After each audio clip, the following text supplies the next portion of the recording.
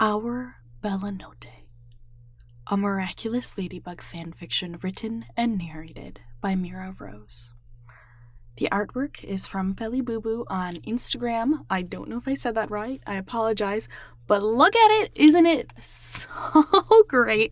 There is a link to not only her Instagram, but also the specific post on Instagram in the description box. Go give her a follow and a heart on Instagram if you have an Instagram account.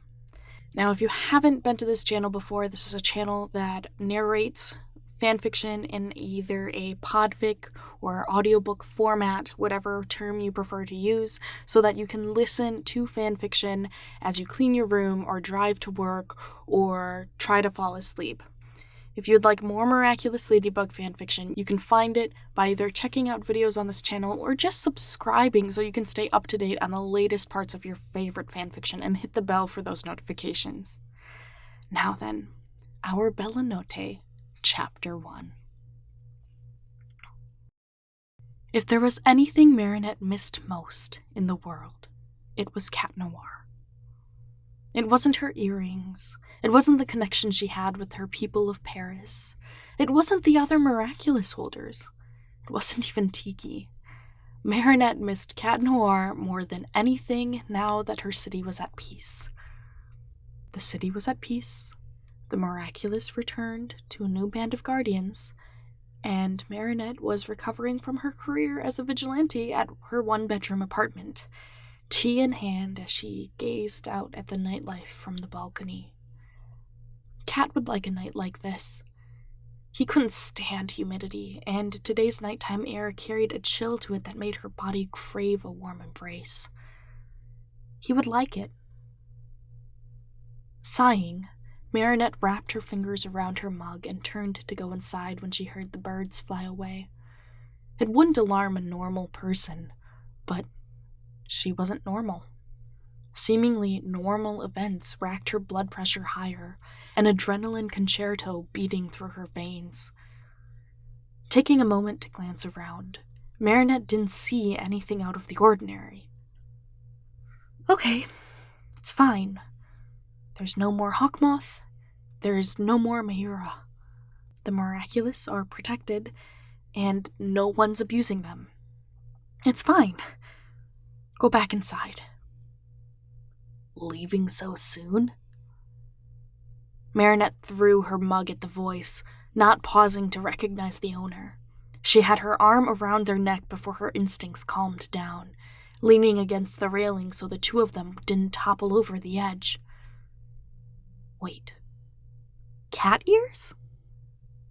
A leather ear poked her bicep, sitting atop a mess of blonde hair. Princess! The voice wheezed, and she let go in shock. Cat Noir? How? How had he found her? Never mind that. How did he have his miraculous? He made a disgusting amount of noise to clear his throat post-chokehold, and Marinette felt a heat wave rush over her. Oops, she kind of jumped the gun there, didn't she? Yours truly. Oh. He adjusted his footing on the shingling, looking up to grin at her once his balance was set. Why are you here? What she really wanted to ask was, are you saying hi because you know I'm Ladybug and you miss me terribly as well? But didn't, of course. Can see what you know. Why are you lounging on a balcony, sighing at the city at 11 at night? He countered. You don't know how to answer a question directly, do you, kitty? He smiled in response. Care to go on a date with me? Lady in the Tramp style? Oh, you're giving me the honor? It's nice to see an old face. I'll have you know I moisturize, Cat. He laughed, charming and delightful. Well, I may not have a collar nor a license, but I can take you to a beautiful view. Calm down, Tomcat. This all felt so familiar, like time hadn't passed, but the comforting stick of her mask wasn't there. Unless he knew who she was to him, It couldn't possibly be the same. He picked her up like a delivery bag, giving her the angle needed to wrap her arms around his neck. She'd missed this. She'd held this position with him countless times in the past during Akuma fights. How had she taken it for granted? How had she taken all of it for granted? Italian? She asked, noting the decor around them when they landed in an alley next to a dimly lit outdoor restaurant. I've always wanted to be a Disney character, he joked. I thought the movie was about dogs, not a lost kitten. Marinette took a seat on the chair he gestured to. Well, Ladybug always joked I was a tramp. She did not. He raised his eyebrows before responding. No, she didn't. So why dinner with me? Marinette accepted the glass of water put in front of her. Well, Ladybug wasn't available, so... Have you seen much of her these days? Not in nearly 2 years. He rested his cheek on his hand, gazing at her from across the table. Gazing? Was that the right word for what he was doing? Whatever it was, she was glad for the dark. Her cheeks burned in the candlelight. It's been about that long since the last Akuma victim, hasn't it? Thereabouts. He turned his attention to the plate of linguine in front of him. Shrimp scampi? For a tramp? She teased. His eyes reflected their unmistakable mischievous tint. I'm always down for a pasta kiss. You're impossible. Marinette reached for a slice of garlic bread. So, what have you been up to these past few years? What she wanted to ask was, how did you get your miraculous back? America. America? And a tour of the European continent. Really? Call me a nobleman in the 18th century because I went on tour. You? On tour? You don't seem the type. To visit museums? I dare say you don't have the class, she teased. Cat placed a palm over his heart in mock pain. Dear princess, since when have I ever not been a man of the utmost respect? You mean the time you fell on my balcony covered in tomato sauce and called yourself readily available? He choked on his drink, laughing in recollection.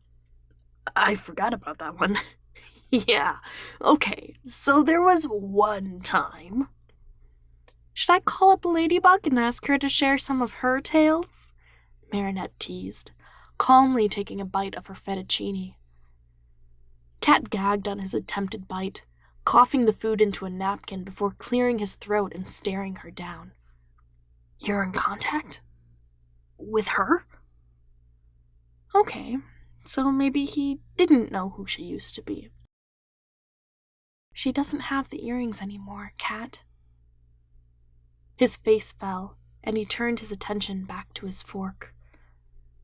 He began, clearly unsure if he should voice his thoughts. Do you think she'll seek me out? You know, if I dress like this. Dress? Marinette echoed. No, this was real, right? He'd even used his baton. That baton is literal magic. He also wasn't an imposter. She had no doubt this was Cat. The real Cat. Not like a costume or anything. I just mean, like, going out and about as Cat Noir. You aren't worried about attracting the wrong kind of attention? It was her turn to sip her glass. What, like Adrian Agreste level fangirls in the height of his prime?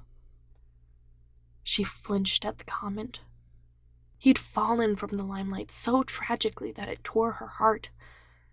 She hadn't seen Adrian in nearly as long as she'd seen her Miraculous. Something like that.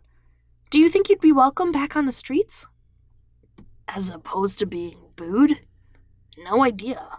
It was a rough way to end things with the public. Talking with you like this gives me hope, however. He slid a shrimp off his fork with his teeth. I guess you could say I've always had a soft spot for you. He stopped chewing and looked at her. That sounds like a crush. On you? Please. He cocked his head to the side, narrowing his eyes before carrying on with his dinner. Thanks for joining me, whatever the reason. The rest of their dinner, simply put, was lovely. Once they danced away from topics about the miraculous and reminiscing, Marinette found herself both learning more about Cat Noir and finding him as pleasant dinner company. We should do this again sometime, she said, feeling his warmth pressed against her body as they landed on her too small balcony. On another beautiful night, he said, almost a murmur as he looked down and locked gazes with her. Yeah, that's what it was. A gaze, not just eye contact. Her cheeks burned and she excused herself, pausing between the sliding glass doors to look at him. There was only a meter of distance between them, but it felt like she'd stepped too far. Thank you for the beautiful night, she echoed, taking 2 steps back and lifting herself on the tips of her toes.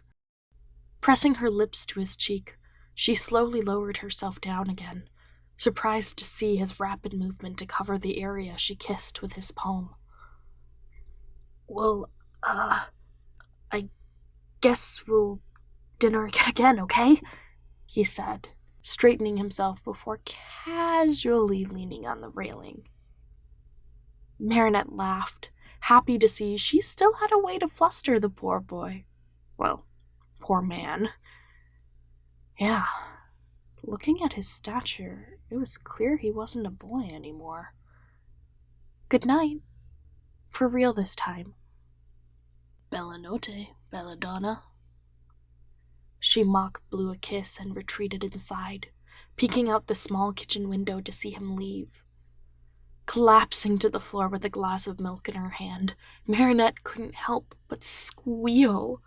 She didn't know why or how her frame contained such excitement, but it did. She was excited.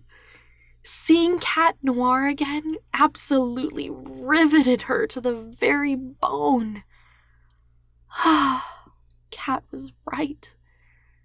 This was quite the beautiful night.